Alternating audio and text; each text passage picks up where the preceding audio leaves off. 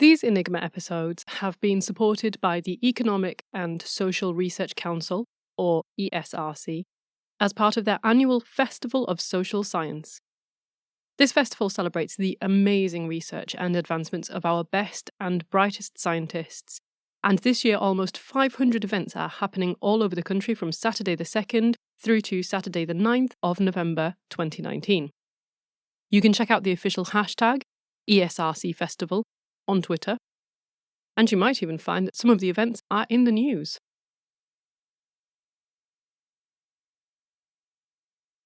Case S01E15. Enigma, Part 3 of 3. As we reach this final episode, we have covered 21 long, tense years, starting in 1918 with the end of the First World War and picking back up now at the end of 1938. In that time, we have seen Marian Rejewski repeatedly break the unbreakable in his small, underfunded laboratories in Poland. We have watched Hans Thilo Schmidt sell secrets out of the very safe of the German Enigma office in Berlin to the French Secret Service. And we have watched Alan Turing complete his studies at school in Dorset, at King's in Cambridge, at Princeton in New Jersey in the US. But as the two intervening decades have passed by, slowly, Germany has been regrouping, recovering, amassing behind a new figurehead in the form of one Adolf Hitler. This modern young leader spoke a stirring populist language that fired the imagination and inspired devotion. The timing of such rhetoric was crucial. Germany was smarting, downtrodden, and still suffering financially and diplomatically from a grueling loss 20 years earlier.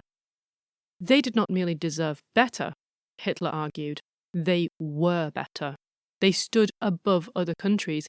Their place was at the pinnacle of all civilization, with other, lesser countries and races below them. To a starving, demoralized populace who had now spent 20 years in global disgrace, such words were very sweet, very alluring, irresistibly tempting. Almost inevitably, the country turned to him, Adolf Hitler, at their bleakest moment, and he was only too ready to answer. Welcome to En Clair, an archive of forensic linguistics, literary detection, and language mysteries. You can find case notes about this episode, including credits, acknowledgements, and links to further reading at the blog. The web address is given at the end of this episode. And if you get a moment, leave us a rating wherever you get your podcasts from.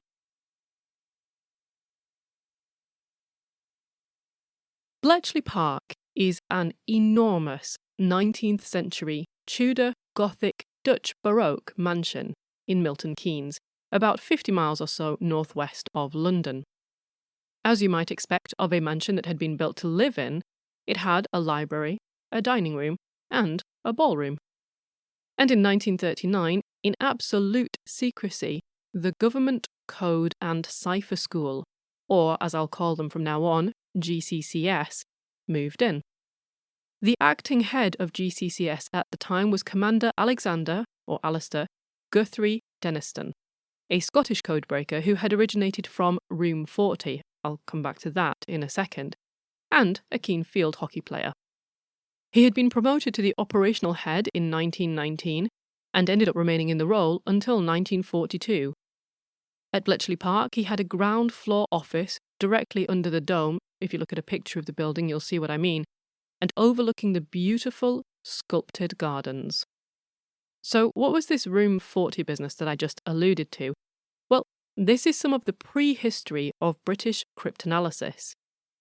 Room 40 had its roots in World War I, and it came into being in late 1914 as a new section of the British Admiralty, so it was tied to the Navy.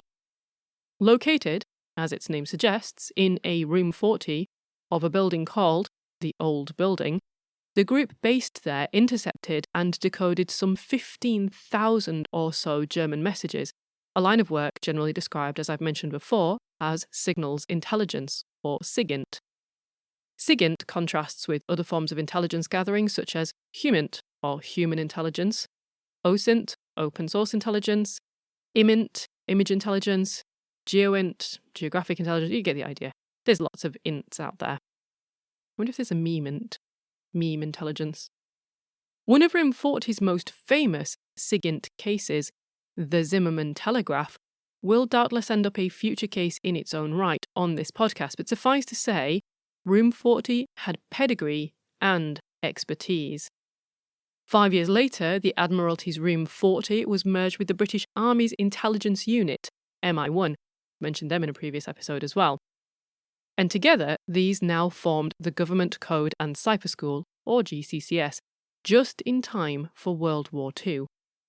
Room 40 and then GCCS had historically and at that point continued to recruit predominantly linguists and classicists from the likes of Oxford and Cambridge, and, unsurprisingly for the time, most of these were young men.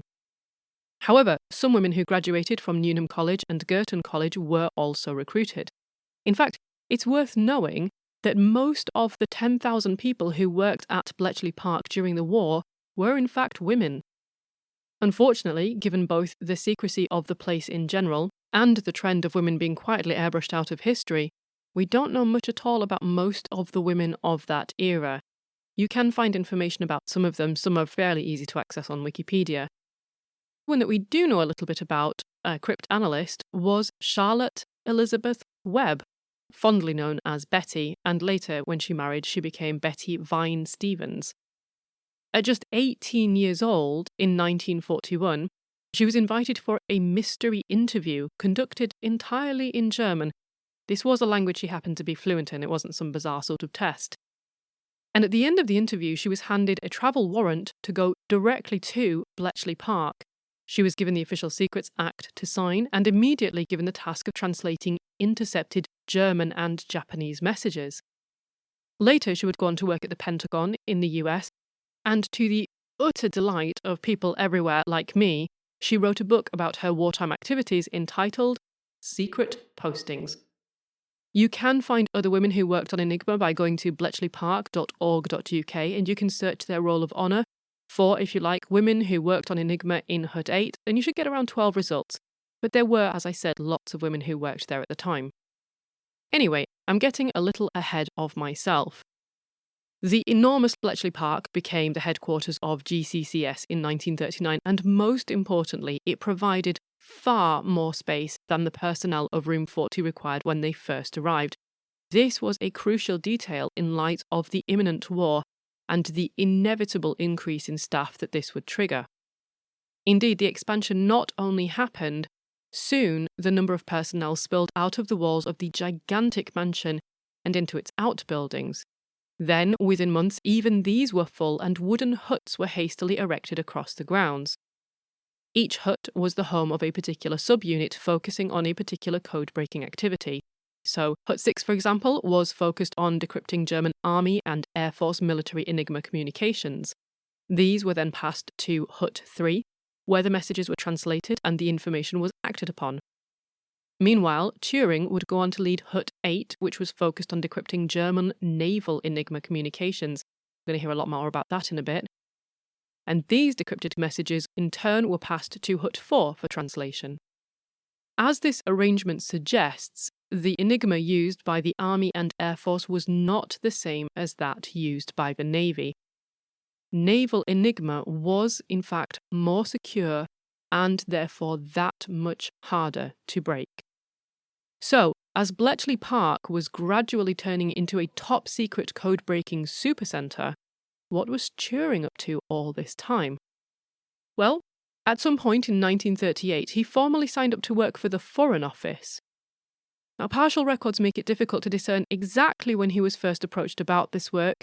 It seems several people from King's College had also been approached between 1937 and 1938 by the head of GCCS, Commander Denniston. At some other point, too, we know that Turing attended a GCCS cryptology course in London near St James's Park. And somewhere in the vague, secretive mists of these crucial months, Turing would end up at Bletchley Park, assigned to Hut 8 and in charge of cracking the naval Enigma cipher. But for now, we have to leave the quiet green parks of Bletchley for a while because, across Europe, events are beginning to spin out of control.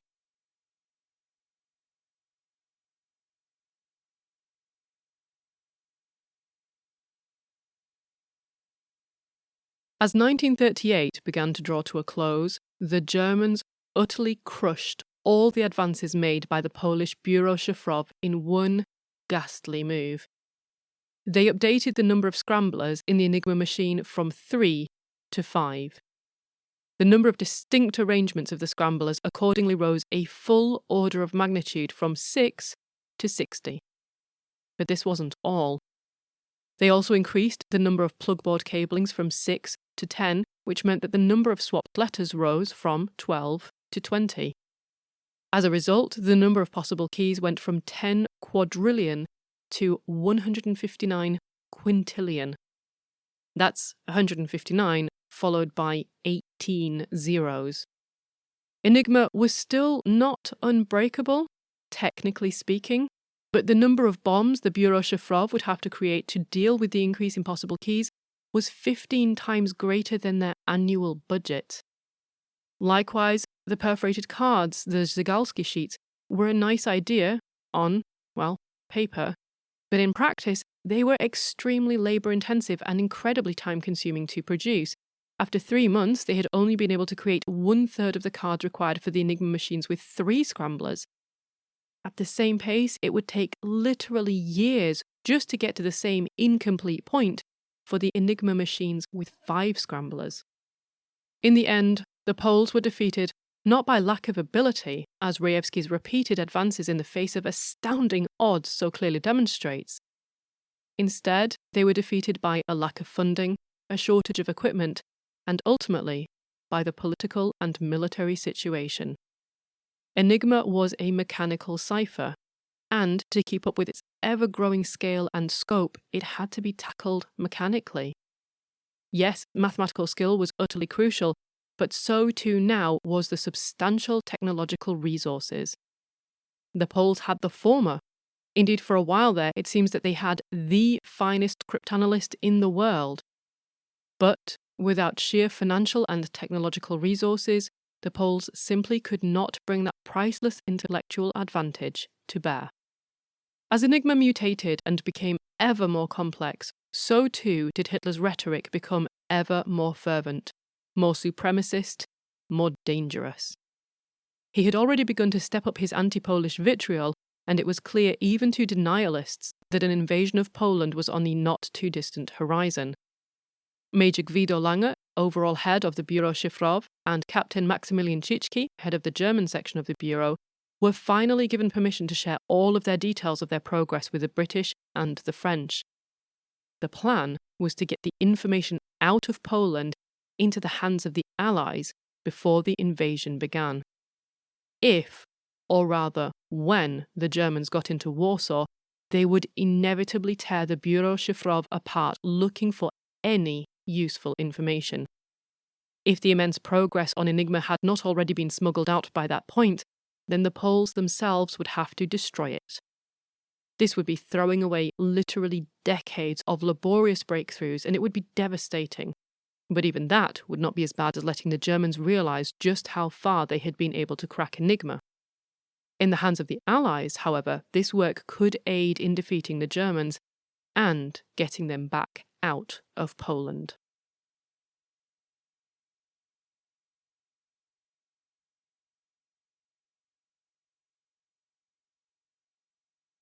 Back in England, at Bletchley Park, British codebreaker Alfred Dillwyn Knox, nicknamed Dilly, had noticed the work being done by Turing, and Dilly soon determined that Turing should be working on breaking German messages encrypted using Enigma. Accordingly, Turing worked at this throughout 1939 until, out of the blue, in July of that same year, the cryptanalysts of GCCS were handed a message. the Bureau Shifrov wanted to hold a trilateral intelligence conference. Themselves, of course, British intelligence, and the French Secret Service. They had a vital breakthrough to pass on, but it could only be done face to face. From the British contingent, the head of the GCCS, Commander Denniston, was to be one of the representatives and Dilly Knox was to be the other. But he had already attended another trilateral meeting with the Poles and the French in Paris in January of that year, where the French had acted as sort of intermediaries, and that had proven, from the perspective of the British at least, completely fruitless. He did not anticipate this to be any more productive, and worse, it was that much closer to the border of Germany, which was on the knife edge of a massive invasion into the very country to which he was now about to travel. Business, however, was business, and never more so than during wartime. So, on an otherwise unremarkable Tuesday the 25th and Wednesday the 26th of July, 1939, representatives of the British, French, and Polish intelligence agencies gathered in a secret forest location in Pirie, just to the south of Warsaw. On the first day, the conference opening was marked by characteristic Polish military formality, which apparently vexed and wearied the British. In actuality, this sort of formality is not confined to the military. Across Polish tradition, dressing up in one's finest clothes and adhering to solemn traditions is a symbolic acknowledgement of the importance of a given occasion, whether that's a private Christmas Day celebration or a top-secret code-breaking conference. The Polish were, in fact, trying to give due reverence to the proceedings and to their guests, but as can so easily happen in intercultural gatherings, the intention seems to have been entirely misconstrued. Dilly Knox, for instance, was supposedly convinced that such a show was nothing more than a compensatory tactic by the Poles, who had actually somehow lied or exaggerated about the achievements of their mathematicians.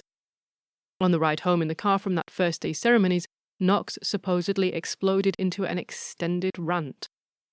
In another account, this was described as a tantrum, motivated by even less admirable feelings still. Dilly was, according to Gordon Carrera's 2014 account of the matter, incensed that the Poles had beaten him to the solution. Whatever the real cause of Knox's feelings that day, the next morning when he met the team of mathematicians, he was, by all accounts, a great deal calmer. Probably oblivious to Dilly's feelings on the matter, the Poles proceeded with their big reveal and handed over all of the information they had. As part of this, they agreed to provide the then deputy head, soon-to-be chief of MI6, Colonel Stuart Minges, with 2 replica military Enigma machines that they had made. MI6, for those outside of the UK, is the British Foreign Secret Intelligence Service, famously portrayed, as I've mentioned before, as the agency of James Bond, codename 007. Anyway, the Poles carefully explained how the bomba kryptologiczna, the bombs, worked, and the principles that underpinned it. This was the ticking bomb that you may remember from the previous episodes, that's bomb, B-O-M-B-E. And what did the Poles get in return?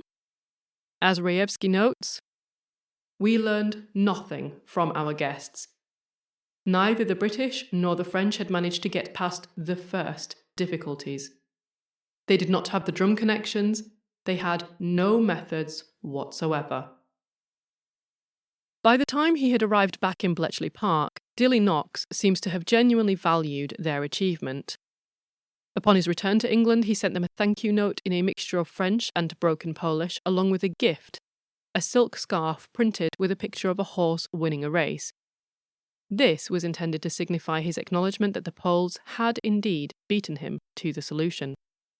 Whatever the veracity of this charming little vignette, the crucial underlying fact is that the Poles had not merely made progress. They had, as far as we now know, made all the significant progress single-handedly that had been achieved by any of the 3 intelligence agencies, and I specifically include here Turing, who had been working on Enigma for months by this point. But more than this, they were handing it all over in a single, giant gift to the French and the British. And, days after the conference, as promised, they dispatched one of their replicas of the military version of Enigma to England. It arrived safe and sound in Victoria Station in the middle of August of 1939, and not a moment too soon. 2 weeks after this, on Friday the 1st of September 1939, Germany invaded Poland, triggering the start of World War II.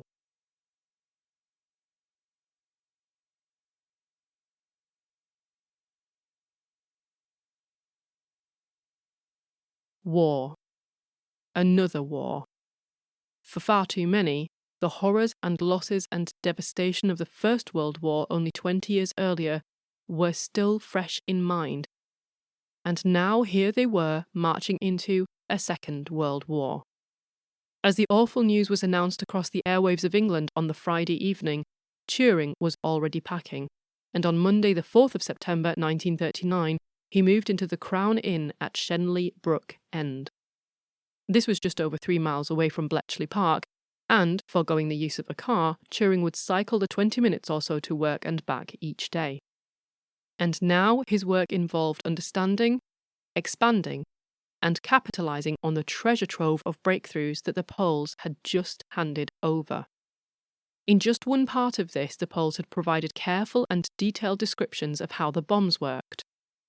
But in the process of theorising about and then creating the bombs, their focus had been on simultaneously testing different ciphertext letters at specific positions in the message. Turing, with his gift for envisioning macro-level methods and processes, realised that there was a more general principle underlying their work, and it was this that he turned his formidable mind upon. Members of Bletchley Park, such as Dilly Knox, had already agreed that relying on the repeated message key would only get them so far. This key exchange protocol, and especially its method of repetition, was a glaring weakness in an otherwise meticulous procedure, and inevitably, someone, somewhere in the German High Command, was going to realise and correct it. And as soon as they did so, Rejewski's method of decryption would become useless, and then everything the Poles had handed over would turn to ashes. The concern was well-founded too. Only 8 months later, this key exchange method would be dropped. But the principle that Rejewski had worked on, and to such good effect, was sound. Turing saw in it a greater potential even than Rejewski had. This was not a weakness in the enciphering itself, so much as a weakness in the operator.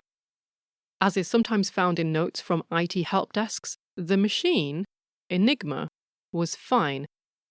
This was a PEBCAK, P-E-B-C-A-K, a problem that existed between the chair and the keyboard. The user was, and in modern security, intelligence, espionage, and beyond, continues to be, the weak link. Take randomness, for instance. That primary protection in all good cryptography. Intuitively, we believe that we are very good at being random, but that's as far from true as it's about possible to imagine. For a few moments, we can spout random streams of words, or we can pick random numbers, or make random gestures, and then, inevitably, sometimes even just within seconds, we begin to fall into repetition. Patterns. This is because randomness is cognitively really hard work. By contrast, habits are neurologically and psychologically much easier. Now expand this from the individual to the organisation. Literally think of a giant human collective like, say, the military, consisting of no less than 3 huge entities such as the Army, the Air Force, and the Navy.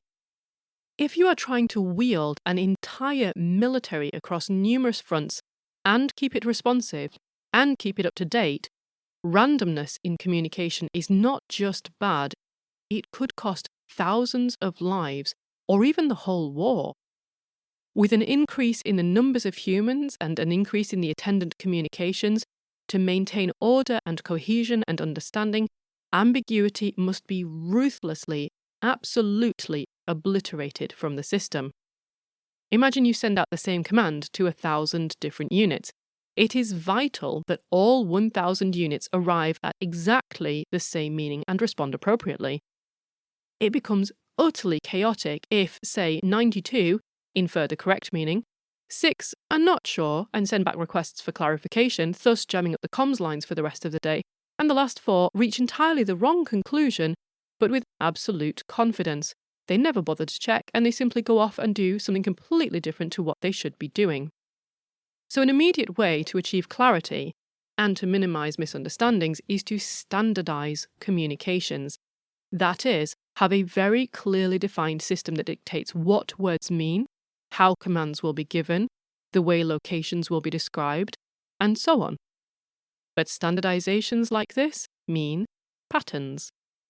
That is, even more patterns instituted by the organization to go with the patterns that individuals already fall into because we find randomness difficult. And all of these larger and smaller patterns together mean lots of tiny cracks for the cryptanalyst to find and then wedge crowbars into. It was not mathematics, but psychology that led Turing to realize that replicating the 3-letter message key would not be the only way in which the German cryptographers were unwittingly making cryptographic mistakes. In his search for another chink in Enigma's armor, Turing began reading back over the vast collection of already decrypted messages, and he soon began to notice other habits. He was essentially doing a very elementary form of corpus linguistics. Yay!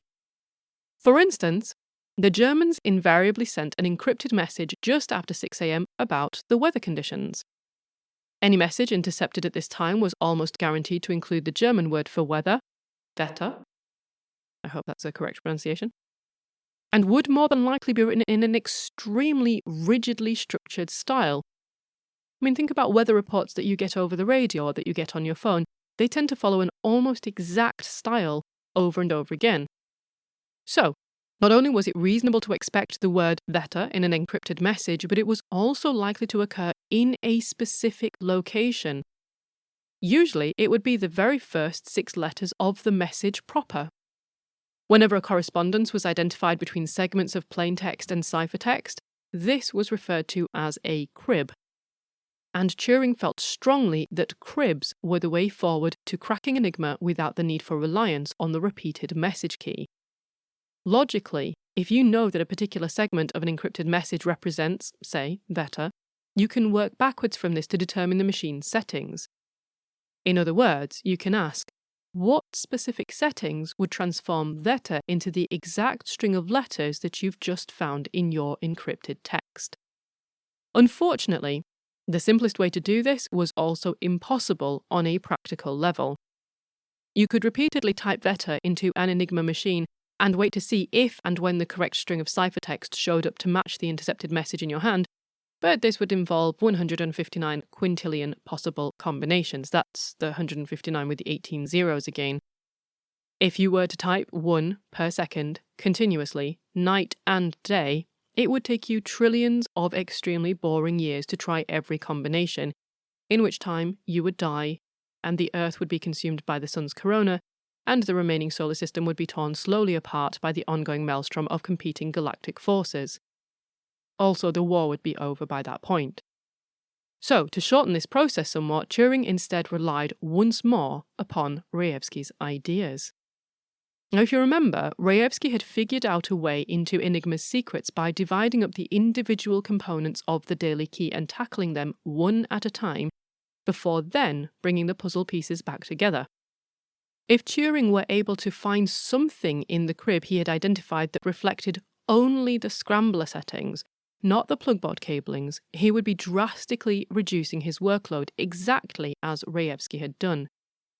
And the solution he landed on was pretty similar to Rejewski's idea of chains of letters, but rather than looking for these within the twice encrypted message key, which Turing rightly deduced would eventually be dropped by the Germans, he found that he could use the guessed plaintext, that is, these cribs like Wetter, to identify loops in the links between plaintext and ciphertext letters. But it would still take one replica Enigma machine far too long to test all the possible settings now. In a perfect world, the messages needed deciphering within hours or even minutes. But this is where machines have the advantage over people. If a task will take one machine 1,000 hours, then how long will the same task take 1,000 machines? Of course, 1,000 machines would be nice, but back in the real world, the GCCS did not have infinitely deep pockets to afford such an extravagant solution, and even if it had, they simply didn't have the time. This was a race, and every minute was precious. Turing therefore suggested that 3 replica Enigmas could be wired together in a loop to cycle through the possible permutations of initial scrambler settings, again, not unlike the bombs that Rejewski wired together. When the correct settings were identified, an electrical current would flow through all 3 machines, and a light bulb would illuminate. Nevertheless, there was still the problem of the plugboard cablings, which, as you may remember, had increased from 6 to 10. But here, again, Turing found a solution similar to Rejewski's. Once the correct scrambler orientations and positions had been identified by the loop of machines, the cryptanalyst would choose a ciphertext that likely had a crib in it, like better. They could then type that message into the machine and examine the resulting plaintext, especially around the crib word, and this would give them some crucial insights into the letters of the crib that had been swapped. History has it, especially in Hollywood versions like The Imitation Game, which I do love, by the way, but it does have its limitations as well. History has it that Turing's solution met with horrified resistance, especially when the probable cost was worked out. Quite how this wrinkle was ironed out, if indeed such a wrinkle actually ever existed, we will probably never know. But in the end, Bletchley Park found £100,000 in funding to build the machines. I say that in such tones because that's about £6.5 million, or about $8 million in today's money. Now, for any project, this is a substantial outlay. But imagine you're signing off on this. You are signing off £6.5 million on an untested idea during a war when money is already hemorrhaging out of the national coffers, and this could be the decision between a different piece of equipment that has real-world impact on the field somewhere versus this theoretical idea that might potentially crack this uncrackable code in the background. So the fact that this was signed off on, this was an extraordinary mark of trust. Or desperation. Or possibly quite a lot of both. The job of building the machine was entrusted to the British Tabulating Machinery Factory in Letchworth, and the chief engineer, Doc Keane, that is his real name, was able to build a machine which would noisily work its way through all 17,576 possible combinations in about 12 minutes. And, in homage to the Poles, these machines were named bombs. In his memoirs looking back at this time, Rejewski notes that once the British at Bletchley Park had access to the information from the Poles, they worked extraordinarily quickly, if for no other reason than that, compared to the Poles, they had far more resources and 60 cryptanalysts at their disposal. After this point, the large majority of keys, that is 83 out of every 100, would be recovered by Bletchley Park. Success, it seemed, might now be on the side of the British. Or was it?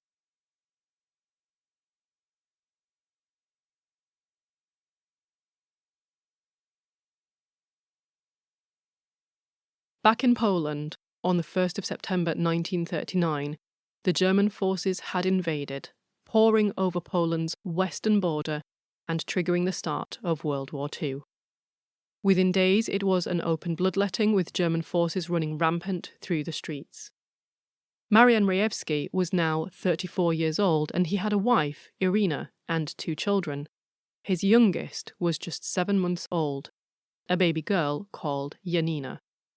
He urged his family to flee with him to France, but Irina refused, arguing that she would rather stay in Warsaw because the children were too young to cope with the journey. Basia Roczyka, the wife of Rejewski's colleague, Roczyki, made the same choice to stay behind with their 4-month-old son, too. Between them, they agreed that she would move in with Roczyki's mother in the Polish countryside, but, though the decision was made, it could not stop the fear and the heartbreak. When they said goodbye, Basia recalled how Roczyki wept and gave his baby son advice as though he would never see him again. Back in Warsaw, in a frenzy of secrecy and protection, the Bureau Szyfrow burned every incriminating document, desperate not to give the Germans even the tiniest shred of insight or advantage.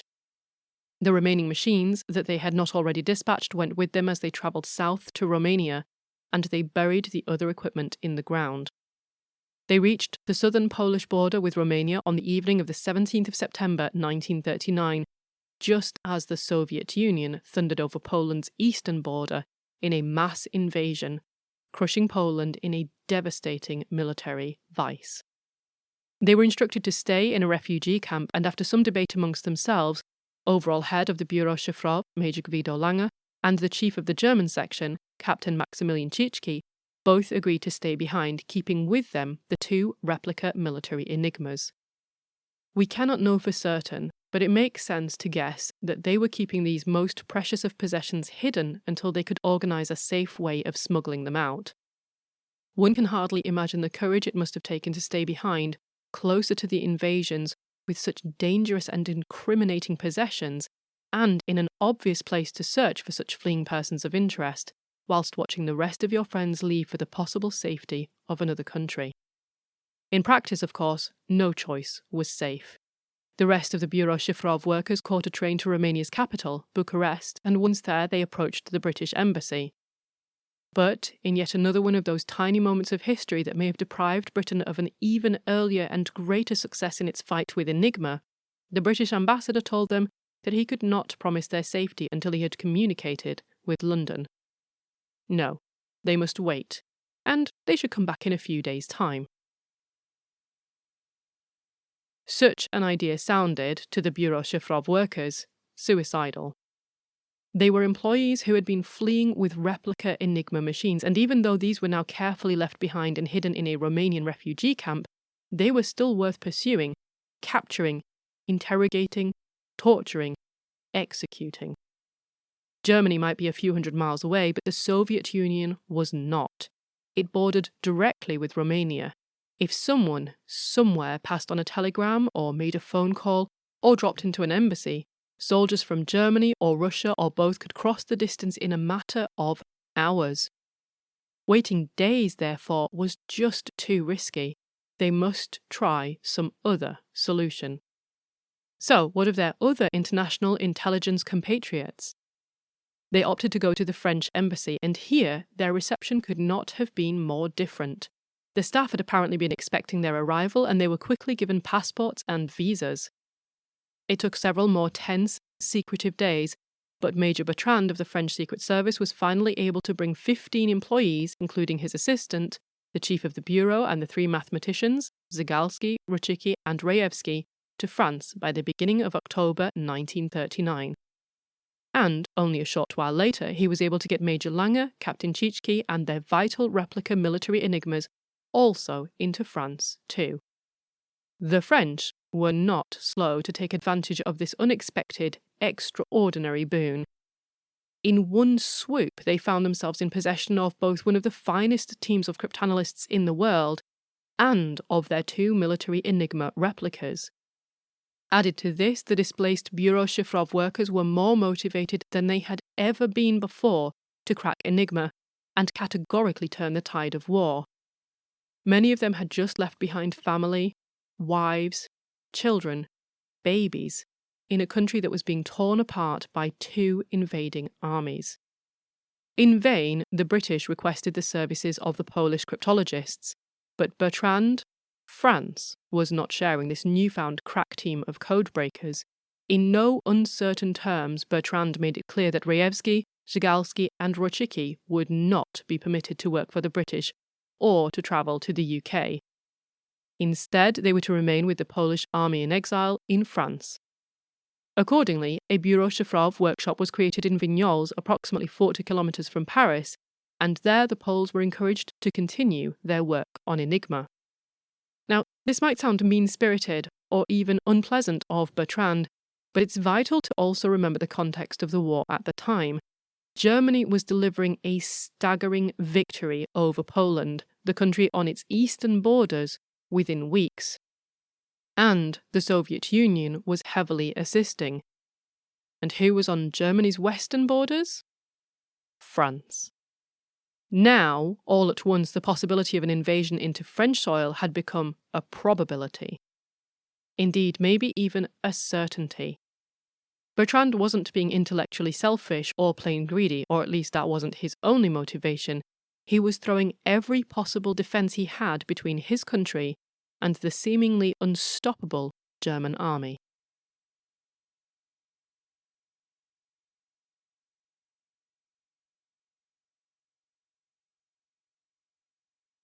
Back in England, in the sleepy, manicured grounds of Bletchley Park, the bombs were under construction. But Turing and his team were not sitting by, idly waiting for their completion. Just like the Poles, they had recognised the flaws of relying on mechanical solutions, and they had seen the virtues of creating their own Żugalski sheets. However, unlike the Poles, they had the resources to work on punching the holes mechanically, thereby speeding up the process of creating them substantially. Indeed, at some point in January of 1940, Turing travelled to France and paid the Polish team a visit in Vignoles to discuss the mathematical logic underpinning the Poles' success with Enigma thus far. He brought with him a set of 1,560 Żugalski sheets. These, he explained, were still being used by the British since through them they were able again to read German Enigma messages. 3 months later, on the 14th of March 1940, the first prototype bomb was delivered to Bletchley Park. And, in a classic over-exuberance of naming, it was rather prematurely called Victory. Unfortunately, Victory proved to be less victorious, more laborious. Sorry, that was an awful joke. It was slow and inefficient, and essentially, near enough, useless, other than as a learning exercise, which is always good. But you don't really want to throw money away on that kind of thing. Luckily, the Bletchley Park team also had on hand another exceptionally talented Cambridge graduate by the name of Gordon Welchman. Welchman substantially upgraded the design, creating a so-called diagonal board, which, in yet another misnaming incident, happened to be neither diagonal nor a board. More important than its name, however, was its purpose, and its job was to speed up the process of checking possible configurations. However, just as the machine design was upgraded and submitted, the Germans too upgraded their key exchange protocol. This, as you will know only too well by now, was their method of repeating the key twice at the start of their message. As Turing had predicted, someone had finally recognised the highly problematic nature of this approach, and on the 1st of May, the practice ceased. 10 days later, on the 10th of May, Germany invaded France. Scrambling to protect his valuable assets, Major Bertrand arranged for Rejewski, Żugalski and Roczycki to be evacuated to Paris on the 13th and 14th of May, and there they remained until autumn. Finally, they returned to an unoccupied area of France, but it made little difference now where they were. The Germans had finally begun to perfect their method of encryption to the extent that any serious efforts at breaking the cipher now absolutely required substantial mechanical support. In turn, France was fighting an advancing war on its own soil, one that would quickly turn even more bitter as Italy too crossed the Alps and began to attack from the northeast. Entangled in such desperate straits, France could not provide stability, resources, or even safety. In one move, 2 of the 3 forces arrayed against Enigma had been neutralised. Not only were the Poles now frustrated in their efforts, so too were the French. The development of ever more complex bombs, which would decrypt German messages using different methods, was now left entirely to the British at Bletchley Park. The fall of France took 6 weeks, ending on the 25th of June, 1940. Around 5 weeks after this, on the 8th of August 1940, the second version of the machine arrived in Bletchley Park. Formerly named Agnes Day, but affectionately nicknamed Agnes, this new machine was precisely what Turing had had in mind. Within 2 years, there would be 18 bombs hard at work cracking Enigma communications night and day. But the Germans had not yet finished perfecting Enigma, and they were about to make it even harder still.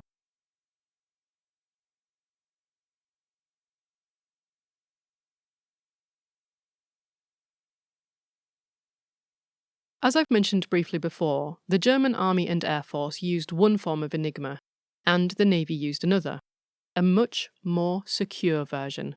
Whilst the Army and Air Force had upgraded to 5 scramblers that could be arranged in 60 different positions, the naval Enigma operators were using 8, and these could be arranged in 336 different positions. This starts to make the old version of Enigma with its mere 3 scramblers and their 6 positions seem rather quaint, right? So even with Turing's new machines, this problem was not trivial.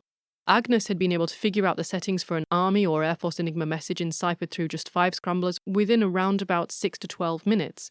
But for a naval Enigma message with its 8 scramblers, Agnes could spend as long as 80 hours trying to find the right settings. This was devastating. The timeliness of the intercepted messages was paramount, and with just one machine tied up for as many as 4 days, it meant that all other intercepted messages received in the meantime would have to be attempted by hand or just given up on. But there was more. Operators of the naval Enigma were extremely careful not to send out stereotypical messages, such as rigidly structured weather reports. This made it much more difficult for cryptanalysts to work out cribs. The operators of the naval Enigma were essentially cryptographers who were well versed in the dark arts of cryptanalysis, and these would prove to be Turing's ultimate test. To help crack the naval Enigma, Turing came up with the idea of a sequential statistical technique based on Bayesian theory. I'm not going to go into too much detail, don't panic. Unless you're a mathematician and you like this kind of thing, then you can go read about it. The process basically involved probabilistically ruling out particular scrambler settings and, as a result, reducing the amount of time the bomb would need to test the remaining settings. He named this process Banburismus and developed a Banbury sheet, which was similar in design to the Zygalski sheets. In addition, Turing was able to deduce the new message key settings based on information that had been passed to him by the Poles during their meeting in Warsaw in July of 1939. Even in their absence, the work of the Poles continued to be instrumental in helping the British code-breaking efforts. However, whilst the combined power of Banburismus and cribbing reduced the cryptanalysts' workloads, this was not enough to defeat the naval Enigma. Without cribs, the British could not break any Enigma messages. If they could not break some Enigma messages, they would not be able to identify any cribs. The only other way to read Enigma, as was acknowledged by Turing and his colleagues, was if settings were captured from a submarine. The decryption blackout was devastating. In the Battle of the Atlantic, one of the most complex and bloody naval wars in history, German U-boat attacks were routing Allied ships that were trying to send across food and arms supplies. Without access to German naval communications, Allied ships had no idea where the U-boats were located and were unable to plan a safe path through the waters. And without food and arms, the UK was increasingly vulnerable. For a brief window from the 22nd to the 27th of April 1940, the Bletchley Park cryptanalysts were able to read German naval communications, but only after days of work. One German message intercepted on the 23rd of April was finally cracked and read at Bletchley Park 18 days later on the 11th of May. The time it took to read the messages meant that the information they gleaned was too out of date to be operationally useful, but crucially, there was still something that the cryptanalysts could learn from them. These decryptions gave Turing the way into the naval Enigma that he had been working towards. Turing was eventually able to use Banburismus, his sequential statistical procedure, to break another 3 days' worth of naval Enigma messages, the 14th of April, the 8th of May, and the 26th of June 1940. Each one of these was a staggering success in its own right, but after their expansive ability to read the Army and Air Force Enigma messages almost at will, it must have felt like pitiful progress. Many different strategies were attempted to find a way into naval Enigma, and each had varying degrees of success, but ultimately the one which proved most comprehensively and completely successful was theft. Like the breakthroughs of the Poles, which Rejewski himself acknowledged would not have been possible without the documents stolen by Hans Thilo Schmidt, cracking Enigma at Bletchley Park came down to the acquisition of German naval codebooks. In March, May, and June of 1941, several German ships were captured and naval codebooks retrieved along with an Enigma machine. With these, those entire months of communications were effectively transparent to the British.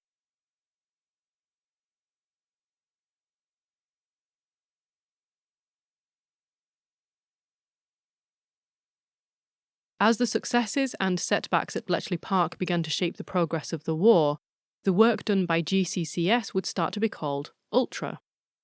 This name arose from the fact that the SIGINT, the signals intelligence derived from the decrypted intercepts, was considered to be even more confidential than the highest level of security clearance then used by British intelligence.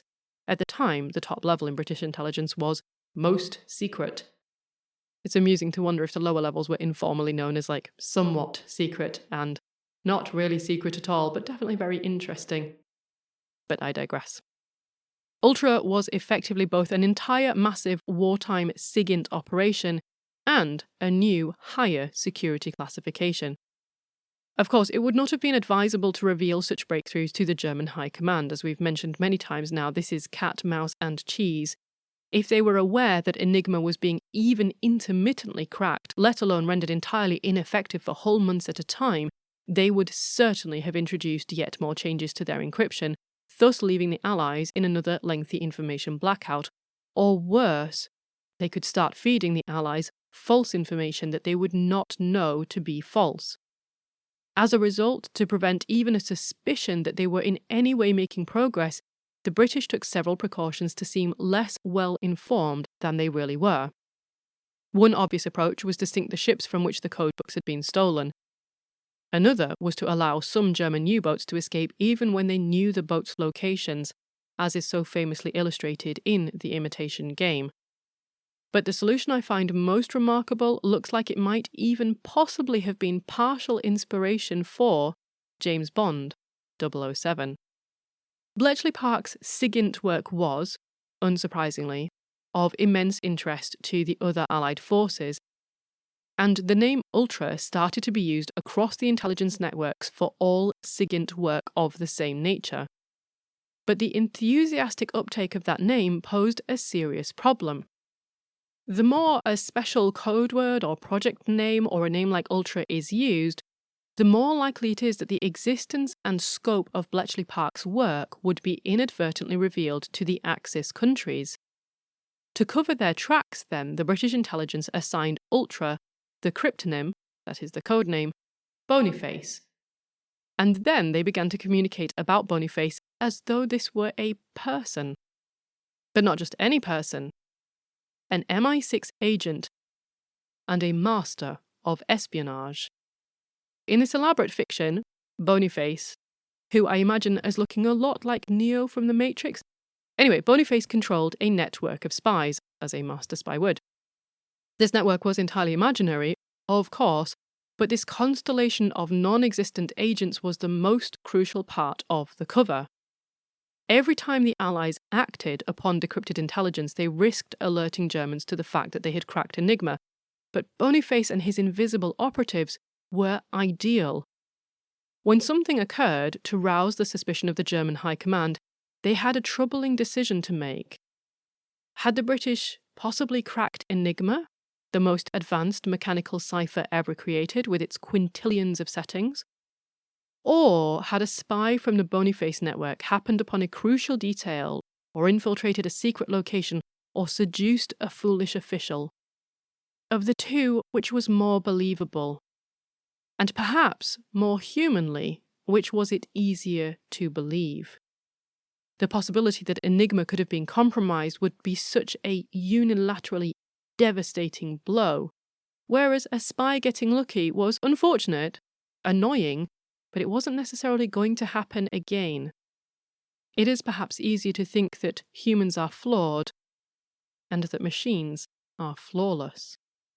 Whatever the decisions made behind the scenes, Boniface meant that the Axis powers wasted unknown amounts of time and energy chasing after non-existent secret agents, and it kept the decryption of Enigma safely under wraps.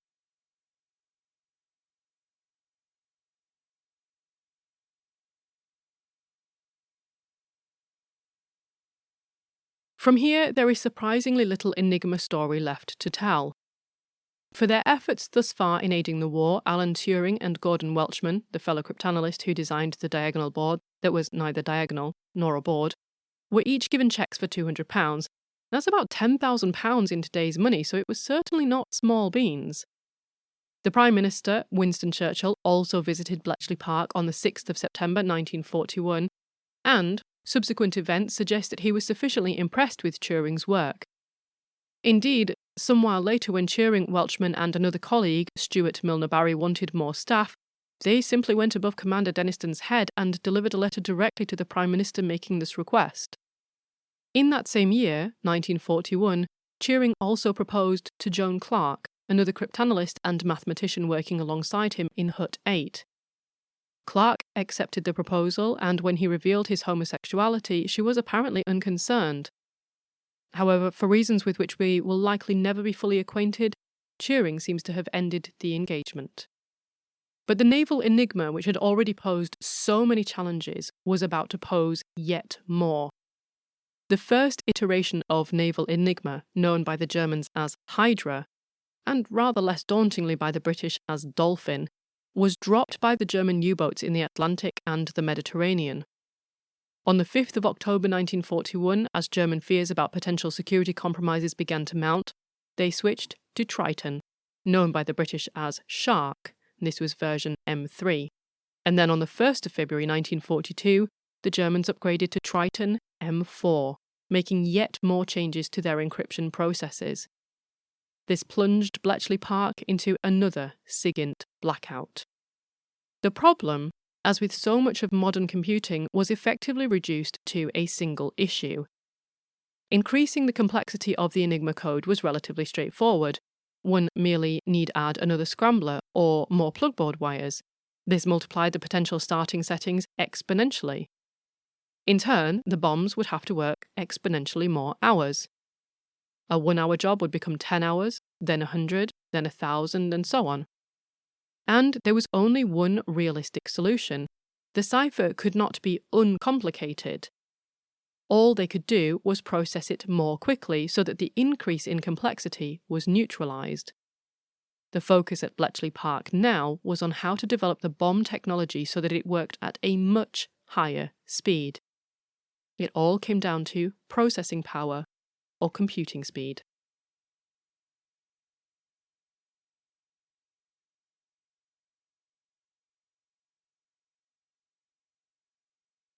On the 30th of October 1942, in the early hours of the morning, the German submarine U-559 was spotted around 70 miles north of the Nile Delta. This happened to be just days before Turing departed for New York to cooperate with the Americans. A destroyer group of British ships spent 16 grueling hours searching for the U-boat and depth charging until finally the damaged submarine was forced to the surface. The German crew who abandoned it failed to destroy the onboard Enigma machine and its codebooks, and also failed to open all the sea vents and to scuttle their submarine properly. This meant that, though the submarine was sinking, it was only going down slowly at first, and this allowed enough time for 3 Royal Navy sailors to swim across from their respective ships. One was a canteen assistant by the name of Thomas William Brown. Aged just 16 or possibly even 15 since only his year of birth is known, Tommy Brown had lied about his age to join the Navy early. At the time, conscription laws applied to all men aged 18 to 41, and 17-year-olds could only sign up with their parents' permission. 16 and certainly 15-year-olds were not allowed to join. Tommy Brown managed to retrieve the Enigma machine and its codebooks from the submarine. More impressively still, completely unaware of their extraordinary significance, nor of the impact that his actions of the next few minutes were going to have on the entire war, he managed to swim through open sea water, down swells and up waves, dragging the 12-kilogram monstrosity with him all the way back to his own ship, where he and it were hauled back aboard. The other 2 sailors, Lieutenant Anthony Fasson and able seaman Colin Grazier, were still searching the submarine when it foundered, and, unable to escape, both drowned. The machine and the materials that these three sailors were able to capture was priceless beyond measure, and in Turing's absence, as he was in the US, they ended the Enigma intelligence blackout.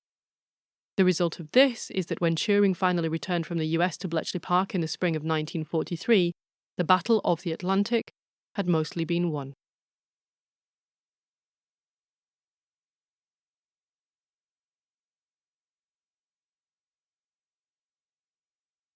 The war will not end for another 2 years from this point in the story, and yet already the fates of some of the people we have met are about to catch up with them. I wish I could say that each person met the outcome that they had earned, that they deserved, but the most awful truth that war reveals is how desperately unfair our fortunes can ultimately be. Exactly as Turing was heading to New York on the 8th of November 1942, the Germans moved into Vichy in France, where the Poles had been carrying on their work. The Poles were quickly evacuated, and then, after some planning, they were organised into small groups and instructed to travel over the Pyrenees into Spain, and then continue on to the UK. Unfortunately, several of the men, including Major Tschicki, the head of the German section of the Bureau Shafrov, were captured. Meanwhile, one of the three Polish mathematicians, Rocicki, who had wept when he left behind his infant son, was travelling back after a brief period in Algeria. The French passenger ship that he was on sank, and he was killed. As the Germans took up occupation of parts of France, the Nazi Party's secret police, the Gestapo, began interrogating the local populations, and in the course of their investigations, they found a German citizen by the name of Rudolf Stallman. You may even remember his alternative name, Rodolphe Lemoine, and if you have an extraordinary memory, you may even remember him as Rex. He was the French agent who had been assigned to Hans Thilo Schmidt. The Gestapo arrested Rex, and Rex handed over names and information. And on the 1st of April 1943, Schmidt was arrested by the Gestapo. This had immediate, wider consequences. 9 days after Schmidt's arrest, on the 10th of April 1943, his older brother, Rudolf Schmidt, was relieved of his command and had his personal effects ransacked. This turned up letters in which Rudolf strongly criticised Hitler, the Nazi Party, and the war. And you may remember that Rudolf Schmidt was one of Hitler's favoured generals. 5 months later, sometime shortly after the 19th of September 1943, Hans Thilo Schmidt's daughter, Giselle, was asked to come into prison and formally identify Schmidt's body. According to her account, it seems that Schmidt may have committed suicide. But of course, given the reputation of the Nazi Party and the Gestapo, especially when dealing with spies, it is easy to imagine that another, uglier fate may have befallen him. A few days after his death, on the 30th of September 1943, Rudolf Schmidt, his older brother, faced a court-martial for his critical letters. Though acquitted, he was not reinstated to his original post. In fact, 4 years later, on the 16th of December 1947, now aged 60, Rudolf Schmidt was arrested again, and this time he was imprisoned. 5 years later, in 1952, he finally faced a military tribunal and was sentenced to 25 years in prison. However, just 3 years after this, in 1955, now aged 68, he was released, and he died 2 years later, in 1957, aged 70.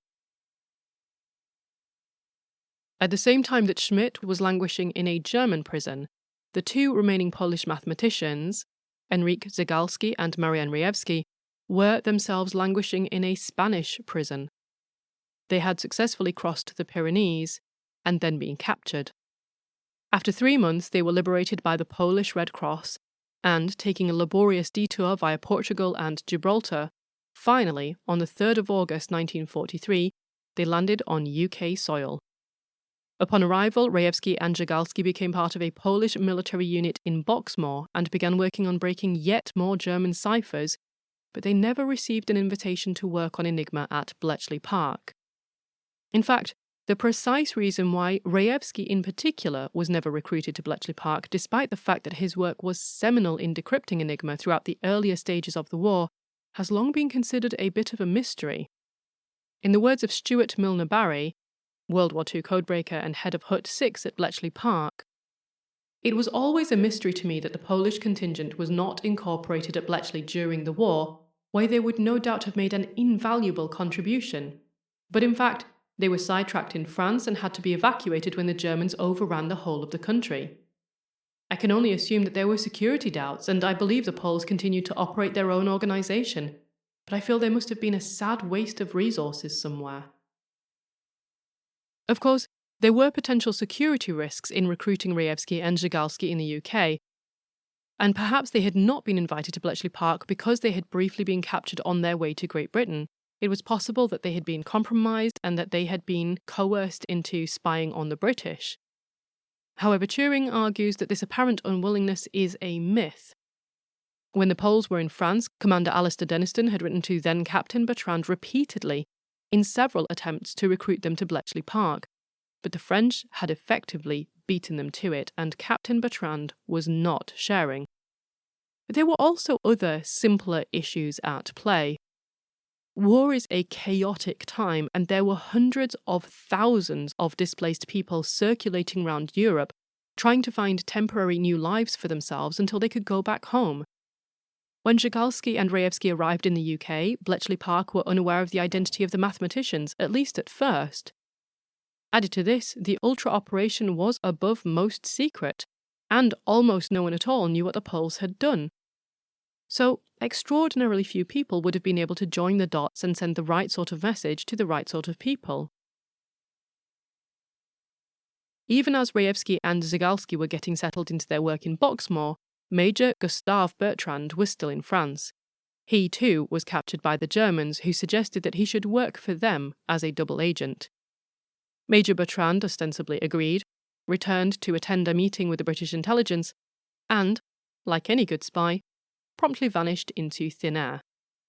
Just days before the Normandy landings, he reappeared with his wife Mary and a Jesuit priest, climbed into a tiny unnamed aircraft, and flew to the British Isles, finally joining the Poles in Boxmoor in June 1944. Bertrand would later go on to write a book detailing his exploits, and this would be one of the most insightful first-hand accounts of the cooperation between the French and Polish, and the subsequent cracking of Enigma both before and during the war.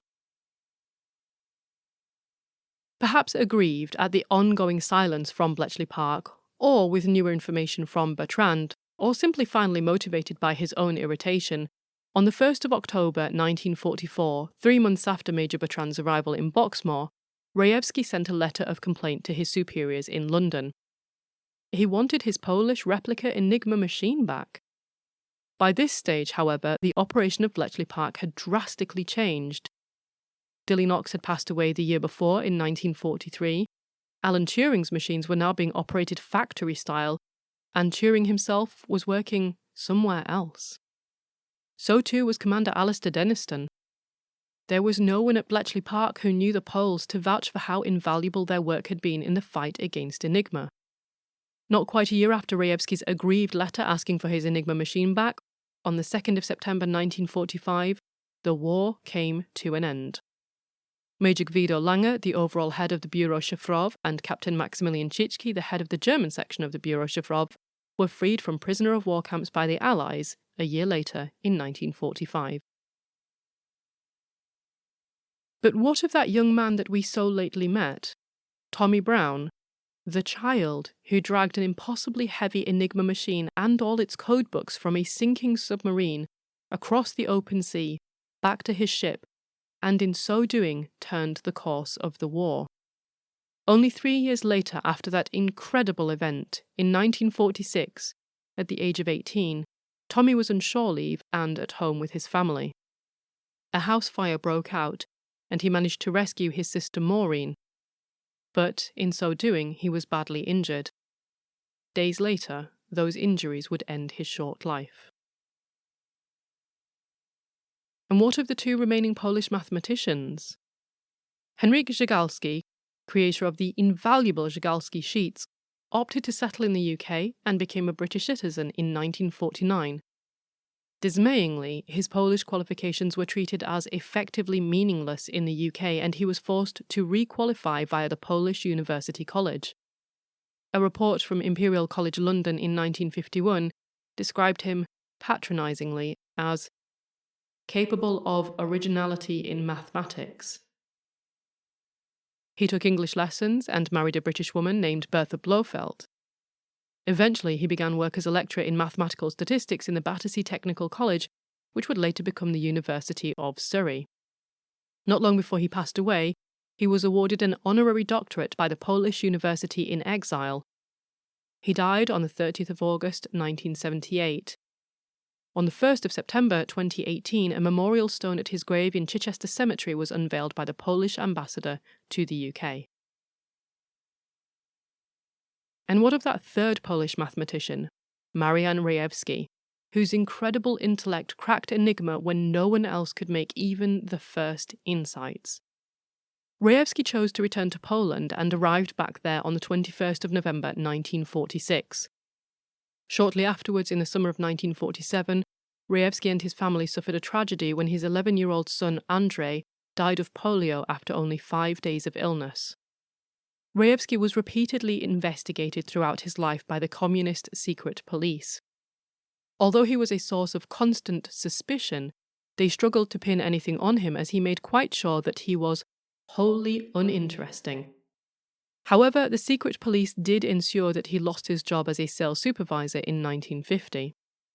He spent most of the rest of his working life as a bookkeeper at the Provincial Union of Labour Cooperatives until his retirement in 1967. In the same year, Colonel Władysław Kozaczuk published a book entitled Bitwa o Tajemnic, Battle of Secrets, which briefly mentioned the contribution of the Polish mathematicians in cracking Enigma, but it did not name them. This book was in Polish, however, and Poland was still trapped behind the Iron Curtain, so it did not immediately become common knowledge. After his retirement, Rejewski and his family moved to Warsaw in 1969. The details of his involvement in cracking Enigma did not fully surface until Major Gustav Bertrand published his detailed memoirs in 1972. But again, Bertrand did not reveal the mathematicians' names. After this, however, Rejewski stepped forward and revealed his identity. He subsequently rose to prominence, gave television and radio interviews, and wrote several articles detailing the work of himself and his colleagues in Cryptologia.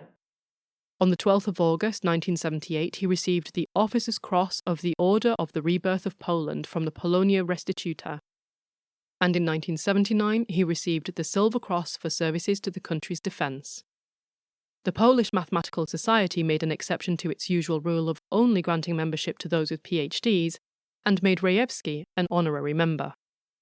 Rejewski passed away suddenly in Warsaw on the 13th of February 1980 from a heart attack and was buried with full military honours in the military cemetery of Poważki.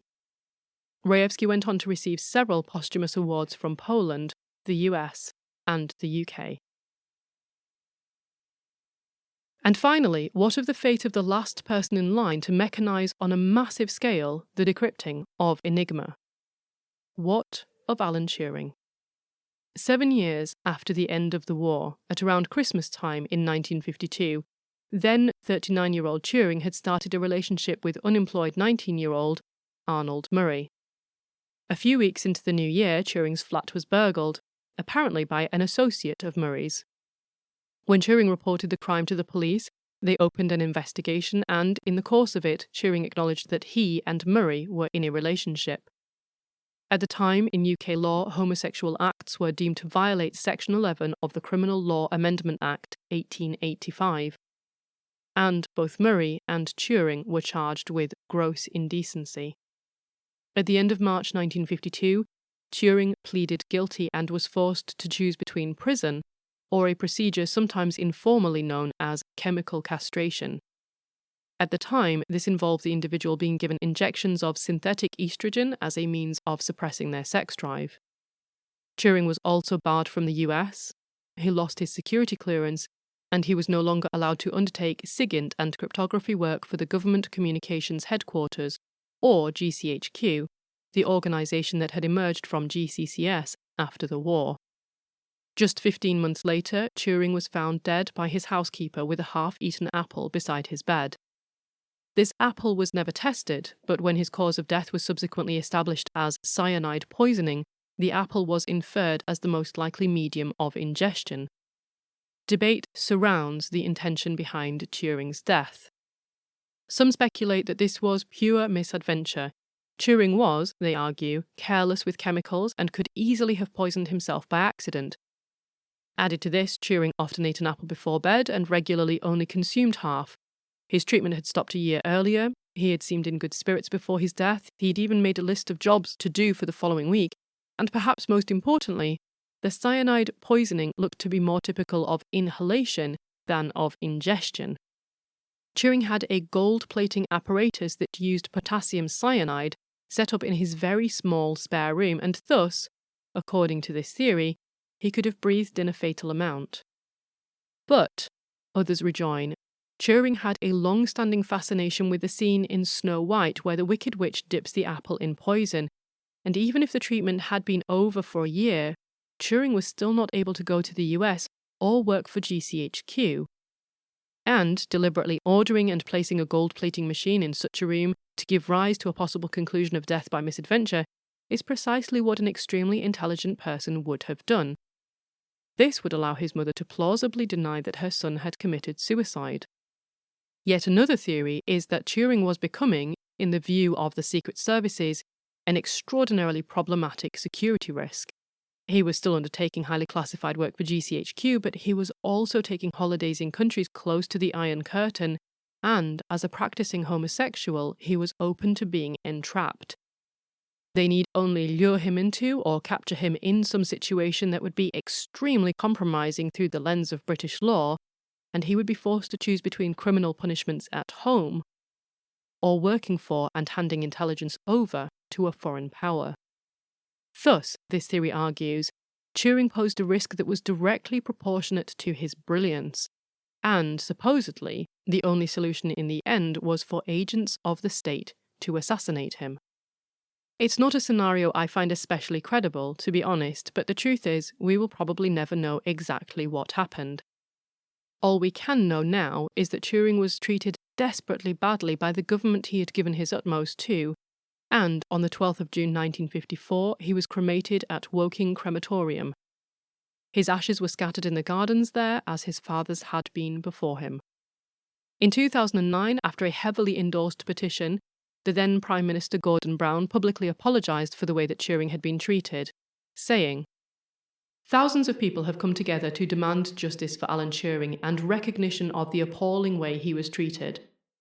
While Turing was dealt with under the law of the time, and we can't put the clock back, his treatment was, of course, utterly unfair, and I am pleased to have the chance to say how deeply sorry I, and we all are, for what happened to him. So, on behalf of the British government and all those who live freely thanks to Alan's work, I am very proud to say, we're sorry. You deserved so much better." For the next few years, a battle would rage back and forth through the Houses of Parliament, mainly driven by John Leach, the MP for Manchester, to have Turing pardoned. As a side note, I dislike this word pardon anyway, since it seems to suggest that Turing would be forgiven for a wrongdoing, when I actually feel like the crime he was convicted for was never a wrongdoing to begin with. I kind of feel like it should be expunged from his record altogether, and that the government should be asking Turing for his pardon. But anyway, I recognise that this is legal parlance, and that even this step is significant. After numerous attempts, Leach was finally successful in having the Alan Turing Law passed, and this secured pardons for 75,000 other men and women who had been convicted of similar crimes. And finally, on the 24th of December 2013, Queen Elizabeth II signed a pardon for Turing's conviction for gross indecency with immediate effect. 8 months later, in August of 2014, the Queen officially pronounced Turing pardoned.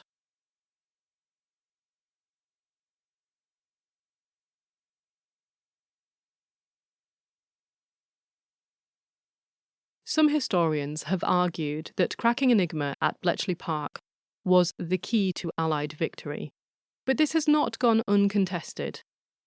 A more conservative, and more widely accepted interpretation is that cracking Enigma shortened the war, probably by around 2 years, maybe by 3 at an extreme, and it may have saved up to as many as 14 million lives. Without the intelligence gathered as a result of cracking the naval Enigma, the Battle of the Atlantic, argued to be the longest and most complex naval battle in history, would have significantly delayed the plans of the Allied forces for the D-Day invasion at Normandy in June of 1944. But perhaps most problematically, whilst the contribution of Turing has been celebrated, and rightly so, of course, this seems to have been at the expense of the incredible work and breakthroughs achieved by the Poles. Historically, their role has been downplayed or even entirely ignored in the West. Now, this may have been at least partly owing to the fact that Poland was, until 1989, on the wrong side of the Iron Curtain. Maciej Pisarski, the Deputy Chief of Mission for the Polish Embassy in Washington, has argued that the cooperation between Poland and the UK during the war more generally was not acknowledged once Poland effectively became a communist Soviet satellite state. Essentially, it would not have fitted the narrative of the time. In addition, in the aftermath of the war, the Allies were chiefly concerned with appeasing Stalin, which meant that Poland was, for all intents and purposes, thrown under the bus. In an attempt to raise public awareness of the Polish contribution to cracking Enigma, the city of Poznan and the Polish region of Wielkopolska, that is, Greater Poland, have created a dedicated travelling exhibition entitled Enigma, Decipher Victory. This exhibition has toured several countries, including Canada, the Netherlands, and Belgium, and funding for an Enigma education centre to be built in Poznan has been approved. In Poznan, where the Polish cryptanalysts' adventure with Enigma began, there is also a prism-shaped monument dedicated to Rejewski, Zygalski, and Rocicki. The monument was unveiled on the 75th anniversary of the first Enigma code being broken. It is located outside Poznan Imperial Castle, on the site of the Department of Mathematics where the 3 men had originally studied, and you can see a picture of it at the blog. Finally, for those in the UK, or who might one day visit the UK, Bletchley Park itself is now open to the public as a museum. You can walk the same grounds, see the same sights, and even sit in the same rooms where Turing and his team worked. A quick internet search for Bletchley Park should find you all the information you need. In conclusion, this Enigma miniseries is dedicated to all those who devoted their best efforts, and even their lives, to ending the war. No matter what nationality, gender, age, rank, or occupation, from junior canteen assistant to chief cryptanalyst. And this is especially dedicated to those who lived in anonymity and obscurity, whose personal silence ensured public safety, whose dedication and work has never been and will never be celebrated in worldwide Hollywood blockbusters, whose stories have even died with them. May we all be wiser, and in looking back, may we learn from our past a peaceful way forward to a better future.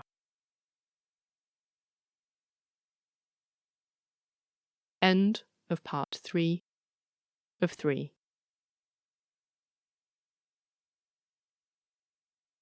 This episode of En Clair was researched and fact-checked by Rebecca Jagodzinski, and it was scripted, narrated, and produced by me, Dr. Claire Hardacre. And it was supported by the Economic and Social Research Council, the ESRC, as part of their Festival of Social Science. However, this work wouldn't exist in its current form without the prior efforts of many others. You can find acknowledgements and references for those people at the blog, and also there you can find data, links, articles, pictures, older cases, and more besides. The address for the blog is wp.lancs.ac.uk/Enclair, and you can follow the podcast on Twitter at _Enclair. If you like, you can follow Rebecca on Twitter at RJJAGODZINSKI. And you can follow me on Twitter at Dr. Claire H.